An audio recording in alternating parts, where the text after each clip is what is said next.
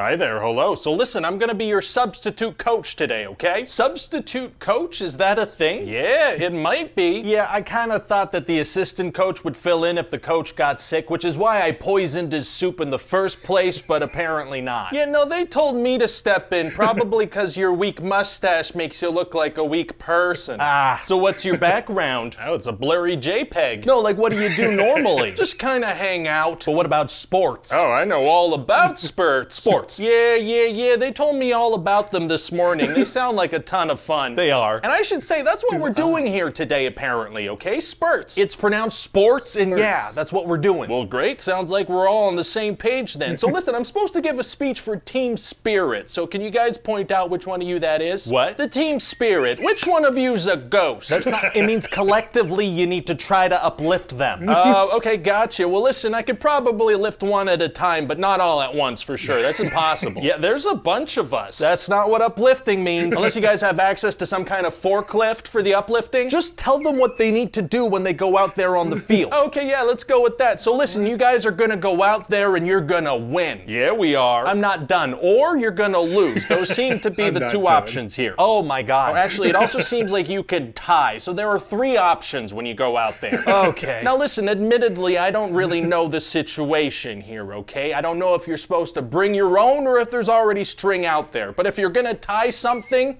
check the string situation first, I'd say. Sounds good. No, nobody's literally tying anything, okay? It means you neither win nor lose. Oh, interesting. Okay, so then don't tie anything to anything else. That sounds like it'll just cancel the event. It'll be like it never happened. All right, how did you get this job? Mustache. Now listen, there are some specifics that it seems like everybody needs to know for the spurts to work conceptually. Okay, everybody here knows all about spurts, okay? Sports, damn it. Well, I think we should go over the details just to be sure. Okay. So listen, says here you're gonna go out there and you're gonna have a ball, okay? Yeah. Now personally, I think it's a little strange of them to specify that you're gonna have a good time, but it's a nice touch, I guess. Oh, I think that's a reference to the actual ball we play with. Oh, that makes some of these next sections make a lot more sense. So listen, you're gonna head out there and you're gonna see some people out there and their clothes are gonna be different colors from yours. That's how you know they're in the other group. Everybody knows the concept of teams. Well, great. I should also mention, don't change shirts with anyone out there. Then it's gonna look like you're in the other group, and we've all agreed who's in what group. Got it. Oh, this is also very important. Only touch the ball with your feet, okay? No hands. Now this part's a little confusing because physically you can touch the ball with your hands, but here's the thing. The other group has agreed not to do it either, okay? It's like an imaginary contract. That makes sense. Now, there is a punishment system in place if you don't respect the imaginary contract. It's also pretty imaginary, but none of this works if we don't play by the same imaginary rules as these other people. It all falls apart conceptually. Wait, are all games just people sharing fiction? Please just wrap this up. Okay, so other imaginary concepts. You guys will spurt for about 90 minutes. Sometimes the ball will go into a rectangle and that'll change some of the numbers that people are keeping track of. Also, some people are gonna be writing down all kinds of numbers and those will soon be forgotten, as will everything else we do here today. But it's all gonna be a fun distraction from, everyday life. What are we even doing here? Spurts. I think I have to leave. Dang, you gave the captain a dang existential crisis. Yeah, he had a little existential crisis there. Well, this was fun while it lasted, though. You want some soup? Oh, I would love some soup. Soup?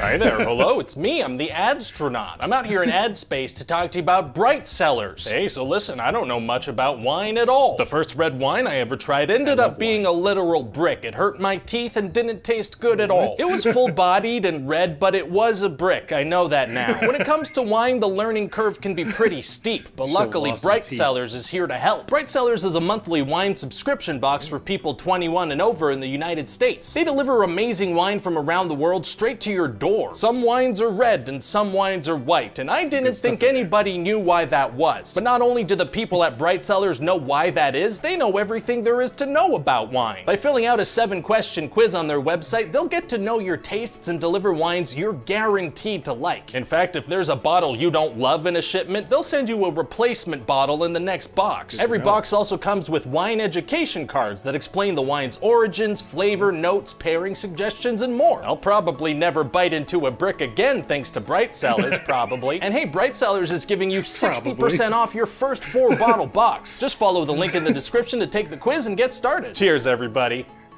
Oh, this is a brick.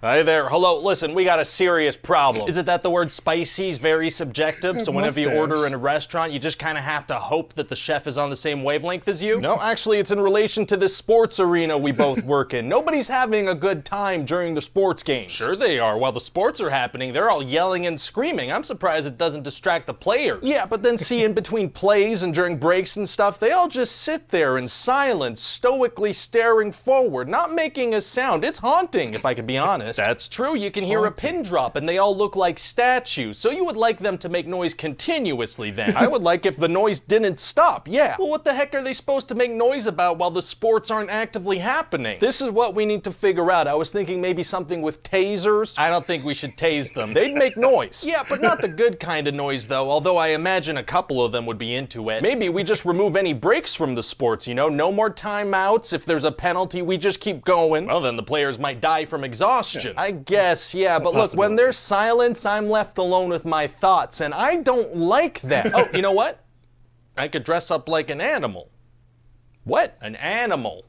I can put an animal costume on. Okay, this seems like you're trying to start another conversation. Can we finish with my thing first? I'm not changing the subject. I'm offering you a solution. I don't really see how. Check this out. I'm a cow now. So why did you have that ready to go? No reason. You were just waiting for any excuse to put that on, weren't you? Nope. So listen, now that I'm a big animal, this'll solve everything. I don't see how this is helpful in any way. Putting on an animal costume has never been the solution to any problem ever. Don't you kind of feel like yelling right now? Yeah, but not for any good reason. I'd prefer the taser. Check this out. I'll be wearing this, right? And I'll run around.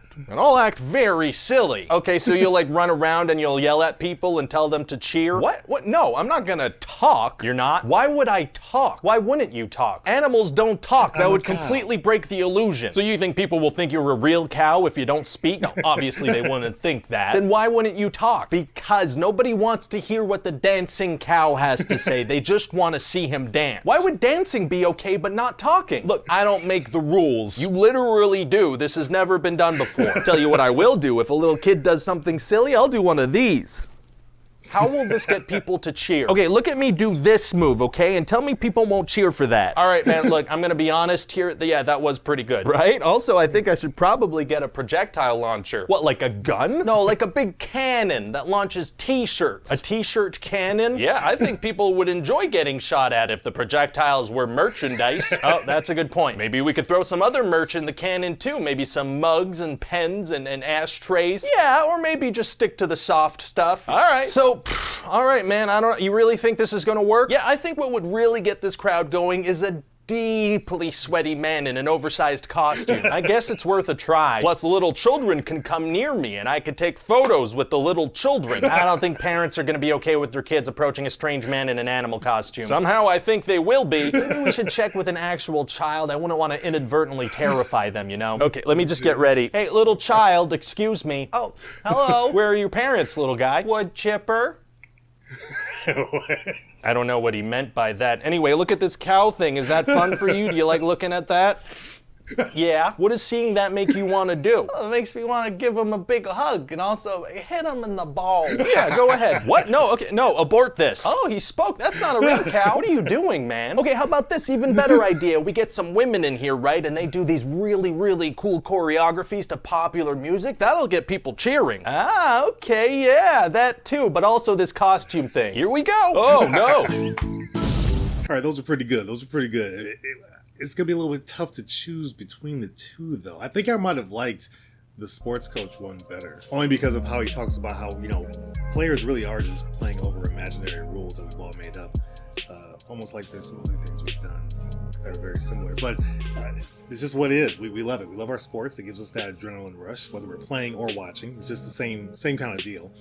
But I like that one, I think, a little bit more. The mascot one was funny. It got funnier towards the end when he included the child. Did anybody else think that the child from, the King skit, and even I think it was like a vacation or Christmas vacation skit, was going to show up with all the teeth and the weird face? I was looking forward to seeing him again, but it looks like it was the same kid from the orientation, like adult orientation day one. Same kid from that, I think, but still very funny. First day as a sports coach, that's the one I would go with. That was the funniest one to me. So let me know which one was funnier for you. Ryan George kills with these. Finally, I have some that work together for these, because I think the sports coach one came out first, and then the mascot, and I was just waiting for something else to put them together. Now, if you don't know my members, they got the If Sports Played Out Like the 2020 Election. So they got to see that one. Not a public video, but if you want to check it out, become a member, you can see that. There's some other videos on there you can check out as a member as well. But they got a little bit extra in their compilation. But I hope you guys enjoy this one. Still very funny from Ryan George. I'm really still enjoying his videos. There's a few more I really got to catch up on, because he's got some more that he's done recently. So I'll check those out as soon as possible. But to my Hypercrew members, Brian Tidwell, Steve O, Slepnear, K6013, Dash Milner, Porto on Mobile 44, and Daniel Lopez. Thanks so much for being a part of that crew. I really do appreciate it. To all my members and my subscribers, thanks so much for either hitting that subscribe button or helping out the channel monetarily. It really does not go unnoticed. I appreciate it. It helps me out to do what I do. While you're still here, hit that like button if you haven't done so already. It does help out the channel. Lets me know what you guys want to see as well. Also, if you're not subscribed, think about hitting that subscribe button if you want to see more. I think you have fun with what we're doing here.